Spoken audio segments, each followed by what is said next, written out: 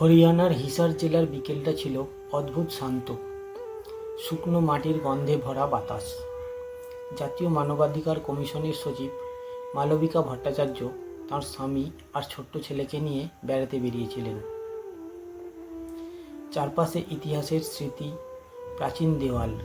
তার চোখে ছিল আত্মবিশ্বাস, ভঙ্গিতে ছিল নীরব দৃঢ়তা। হঠাৎ সামনের দিকে এসে দাঁড়ালো তারারাম।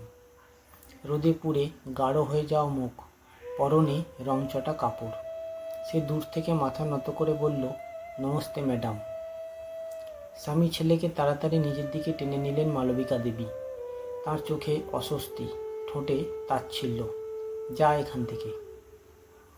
তারারাম থমকে দাঁড়ালো। তার চোখে এক অদ্ভুত লজ্জা আর যন্ত্রণা। সে পিছিয়ে গেল, যেন এই পিছিয়ে যাওয়াই তার নিয়তি। ছোট্ট ছেলেটা প্রশ্ন করেছিল, মা, ওকে সরিয়ে দিচ্ছ না কেন?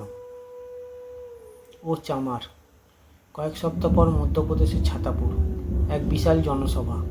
মঞ্চে আলো, সামনে অসংখ্য মুখ। সংবাদ মাধ্যমের ক্যামেরা তাক করা। মালবিকা ভট্টাচার্য মাইকের সামনে এসে দাঁড়ালেন। আজ তাঁর চোখে আগুন। বললেন, কোনো মানুষকে জাতের কারণে অপমান করা যায় না। এটাই আমাদের লড়াই। দলিত নারীর ওপর অত্যাচার মানে শুধু একটা সমাজের অপমান নয়, আমাদের সংবিধানের অপমান।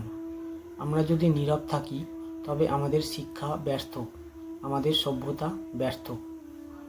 জাত কোনো পাপ নয়, মর্যাদা কারো দান নয়, এটা জন্মগত অধিকার। জনগণ ফেটে পড়ল হাততালিতে। মঞ্চের আলোয় তিনি যেন ন্যায়ের প্রতীক। তার কণ্ঠে আবেগ, চোখে জল, আর জনতার হৃদয়ে প্রবল ঢেউ। স্টেজের ওপর বড় করে লেখা দৃষ্টি আকর্ষণ করছে, জাত নয়, মানুষ বড়। সম্মান সবার অধিকার, বৈষম্য নয়, সমতা চাই।